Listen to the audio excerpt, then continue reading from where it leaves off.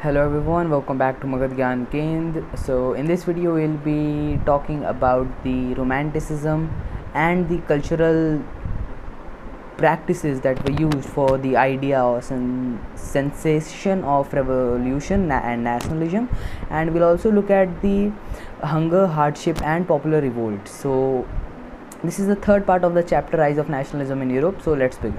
So we know that through wars, the idea of nationalism and revolution, through revolutions and wars, the idea of nationalism was being brought in Europe. But many artists and other people said that wars are not the only way to create a sense of nationalism. You can also use culture and other things such as art, folk dances, songs, poetry, etc., to create a sense of that nationalism. And these artists, these romantic peoples thought that having logical things is not useful. You should also be reliable on cultural things. So for example, in Poland, the Polish language was the Poland was under the control of Russia after the Treaty of Vienna.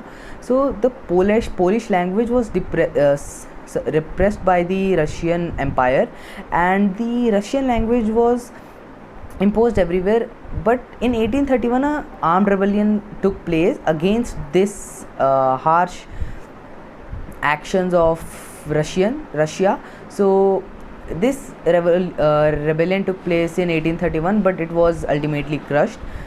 But it was starting to be seen that wars can not only be the only source of nationalism.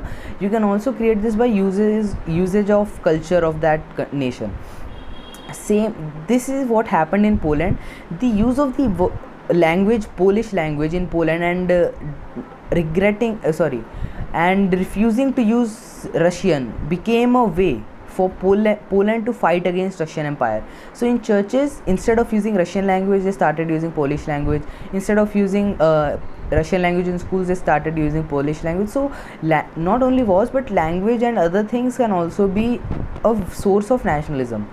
Now we look at hunger, hardship and the popular revolt. So by hunger, hardship or subsistence crisis, we mean that when the economy of the country goes very low, and the people are not able to sustain their life by eating and other things.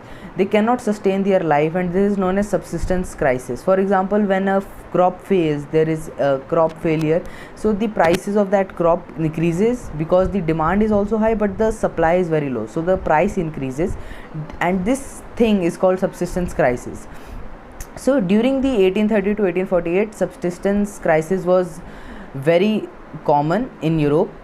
So similarly, in 1848 in France, a subsistence crisis or hardship started, which made people of Paris come to streets, and the Louis Philippe, who was throned as the head of the France in 1830. So he had to be fled. He had to flee because of the hardship of the country. And also now we will look at the popular revolt. So we all know that the rich people have also always been suppressing the poor people. So in Silesia in 1845, the weavers made a revolt against the contractors. So why did they make this revolt? Because the contractors ordered the weavers to make some pieces of cloth, and they supplied the weavers some raw materials, but they decreased their pay very drastically when they received the order. So this agitated the weavers, and they started a rebellion. So in 2nd of June 1845, they marched to the mansion of the contractor, and they broke into his house. The contractor had to flee, but when he went to find shelter in the neighboring village, he was denied because the villagers denied to give shelter to such a man. So after 24 hours, he came with army, and in exchange 11 weavers were shot and they were dead. So in the next video we will look at the revolution of the liberals of 1848.